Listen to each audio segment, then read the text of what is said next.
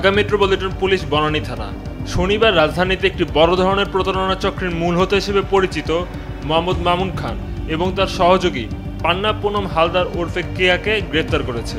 তাদের বিরুদ্ধে অভিযোগ, তারা শিক্ষার্থীদের কাছে আগেই ফাঁস হওয়া IELTS পরীক্ষার প্রশ্ন বিক্রি করত এবং এর মাধ্যমে কোটি কোটি টাকা হাতিয়ে নিত। এই গ্রেপ্তার সম্ভব হয় ডেইলি সানের মাধ্যমে। ডেইলি সান কয়েক মাস ধরে IELTS প্রশ্ন ফাঁসের নেটওয়ার্ক নিয়ে কাজ করছিল এবং ডেইলি সান টিমের সরবরাহ করা তথ্যের ভিত্তিতেই পুলিশ যৌথ অভিযান চালিয়ে এই চক্রকে গ্রেপ্তার করতে সক্ষম হয়। ডেইলি সানের অনুসন্ধানে বেরিয়ে আসে মামুন ও কেয়া পরীক্ষার আগের রাতে শিক্ষার্থী ও তাদের অভিভাবকদের থাকার ব্যবস্থা করত। নির্দিষ্ট হোটেলে তাদের রাখা হতো, যেখানে শিক্ষার্থীরা হাতে ফাঁস হওয়ার প্রশ্ন তুলে দেওয়া হতো এবং উত্তর মুখস্থ করানো হতো। এরপর পরীক্ষার দিন সকালে তাদের ঢাকার বিভিন্ন পরীক্ষার কেন্দ্রে নিয়ে যাওয়া হতো। পুলিশ জানিয়েছে, অভিযানের সময় পুলিশ 8,38,000 টাকা নগদ অর্থ এবং 8টি মোবাইল ফোন জব্দ করে। ডেইলি সানের মাসব্যাপী অনুসন্ধানে বেরিয়ে আসে এই চক্রটি দীর্ঘদিন ধরে চলছে এবং এতে অন্তত 5 জন সক্রিয়ভাবে জড়িত: মিরাজ হোসেন, প্রিন্স, মাহেদি, গিয়াস এবং তারেক আজিজ, TKFD লিমিটেডের কর্মকর্তা। অনুসন্ধান শুরু হয় জানুয়ারি মাসে, আর এপ্রিল মাসে আরও দৃঢ় প্রমাণ মেলে যখন ডেইলি সানের একজন প্রতিবেদক গোপনে শিক্ষার্থীদের প্রশিক্ষণের ভেতরে ঢুকে তথ্য সংগ্রহ করেন। তখনই স্পষ্ট হয়ে ওঠে সংশ্লিষ্ট হোটেল কর্তৃপক্ষ পুরো ব্যাপারটি জানত এবং চুপচাপ সহযোগিতা করছিল। 25 এপ্রিল রাজধানীর উত্তর এলাকার হোটেল অ্যাফোর্ডিনে গিয়ে দেখা যায় প্রায় 100 শিক্ষার্থীকে সেখানে রাতভর রাখা হয়েছে। রাত 12টার দিকে তাদের হাতে প্রশ্নপত্র তুলে দেওয়া হয় এবং পরীক্ষার কেন্দ্র অনুযায়ী আলাদা আলাদা দলে ভাগ করে রুমে পাঠানো হয়। আরও চাঞ্চল্যকর তথ্য সামনে আসে 24 মে, যখন সকাল 9:45 ডেইলি সানের হাতে আসে IELTS পরীক্ষার একটি প্রশ্নপত্র। অথচ আসল পরীক্ষা শুরু হওয়ার কথা দুপুর 1টায়। পরে যারা পরীক্ষায় অংশ নেয় তারা নিশ্চিত করে যে সকাল 9:45 পাওয়া প্রশ্নের সঙ্গে মূল প্রশ্নপত্রের এক বিন্দু ভিন্নতা ছিল না। ও কালকে পরীক্ষা দিলেন না? কেমন হইলো? ভালো দিছি, খারাপ না। কি এই শুনেন 100% কমন পড়ছে নাকি এটা কোন? তা তো অবশ্যই 100% তো পড়ছে। আপনার রাইটিং পার্ট 1 পার্ট 2 কমন? হ্যাঁ। তারপরে রিডিং কমন?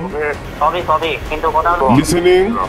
সবই অল ইন অল একদম 100% 100 তো একদম প্রশ্ন কমন পাইছেন, তাই না? এই প্রশ্নের বিনিময়ে শিক্ষার্থীরা দিত 1,25,000 থেকে শুরু করে 3 লাখ টাকা পর্যন্ত। শুধু শিক্ষার্থীই নয়, এই ফাঁস হওয়ার প্রশ্নের সুবিধা নিয়েছেন সরকারি চাকরিজীবীরাও। বিশ্ববিদ্যালয়ের গ্র্যান্ড কমিশনের সহসহকারী প্রকৌশলী শাওলিন চাকমা এই চক্রকে 2 লাখ টাকা দেন। আরেকজন শিক্ষার্থী মোহাম্মদ আলামিন মিয়া দেন 2,20,000 টাকা। অন্যদিকে আরশাদুর রহমান 1,40,000 টাকা খরচ করেন পরীক্ষার আগে প্রশ্ন হাতে পেতে।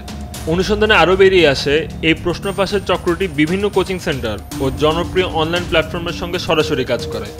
তারা শিক্ষার্থীদের এই চক্রের কাছে পাঠাতো এবং বিনিময়ে মোটা অঙ্কের কমিশন নিত। পুরো প্রক্রিয়াটি বেশ সুসংগঠিতভাবে সাজানো ছিল। প্রথমে শিক্ষার্থীদের কাছ থেকে নেওয়া হতো শুধুমাত্র IELTS নিবন্ধনের অফিসিয়াল ফি।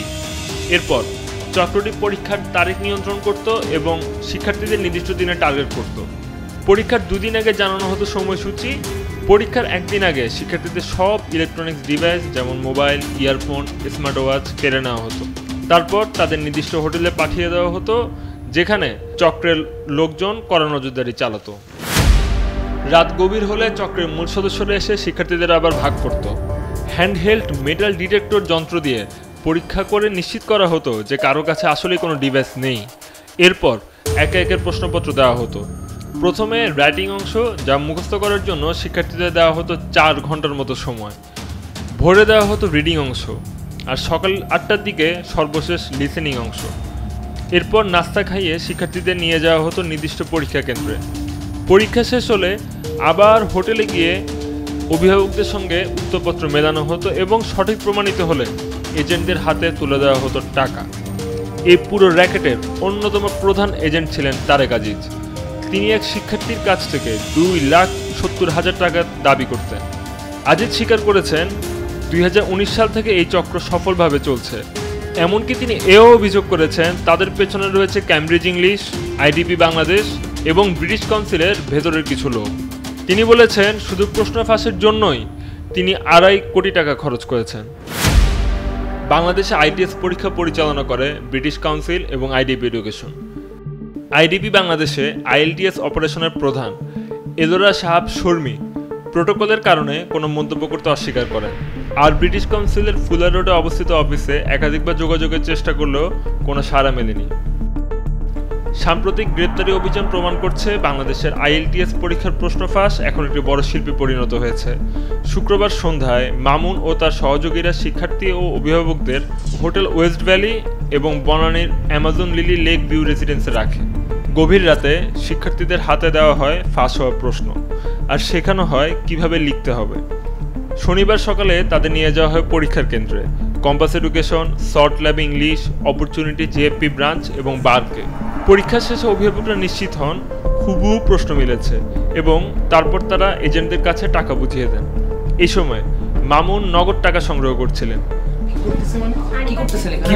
কি করছেন সেটা একটু আমাদেরকে বলেন।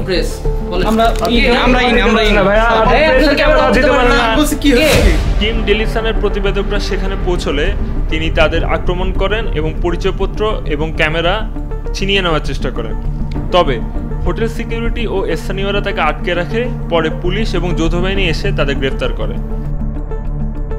পুলিশের পক্ষ থেকে জানানো হয়েছে মামুন খান ও কেয়াকে আদালতে হাজির করা হয়। রিমান্ড নামঞ্জুর হওয়ায় তাদের পুনরায় কারাগারে পাঠানো হয়েছে। এই ঘটনা বাংলাদেশের শিক্ষাকেন্দ্রের জন্য এক বড় হুমকি বলে মনে করছেন বিশেষজ্ঞরা। তাদের মতে শুধু কয়েকজনকে গ্রেফতার করলেই সমস্যার সমাধান হবে না, বরং খুঁজে বের করতে হবে ভেতরের ফাঁসের উৎস, সন্দেহজনক ফলাফলের অডিট এবং পরীক্ষার পরে কোটি টাকার যে লেনদেন হয় তার আর্থিক উৎস। ট্রান্সপারেন্সি ইন্টারন্যাশনাল বাংলাদেশ টিআইবি এর নির্বাহী পরিচালক ডক্টর ইফতেখারুজ্জামান বলেন, যদি আইএলটিএস প্রশ্ন ফাঁসের ঘটনা সত্যই হয় তাহলে বাংলাদেশে আইএলটিএস পরীক্ষা কেন্দ্র বন্ধ করে দেওয়া হতে পারে। তিনি আরও বলেন, বাংলাদেশে স্থানীয় পরীক্ষার প্রশ্ন ফাঁস অস্বাভাবিক কিছু নয়, কিন্তু আন্তর্জাতিক পরীক্ষার প্রশ্ন ফাঁস হওয়া অত্যন্ত গুরুতর। এটি কেবল আমাদের নয়, ক্যামব্রিজ ইংলিশেরও ব্যর্থতার প্রমাণ। টিম ডেলিসনের এই অনুসন্ধান প্রমাণ করছে বাংলাদেশের পরীক্ষার নিরাপত্তা মারাত্মক ঝুঁকির মধ্যে রয়েছে। একদিকে শিক্ষার্থীরা টাকা খরচ করে সহজে সাফল্য কিনছে, অন্যদিকে দেশের একাডেমিক সুনাম পড়ছে বড় ধরনের ঝুঁকিতে। এখনই শক্ত পদক্ষেপ না নিলে আন্তর্জাতিক অঙ্গনে বাংলাদেশের শিক্ষার বিশ্বাসযোগ্যতা চরম ক্ষতির মুখে পড়বে।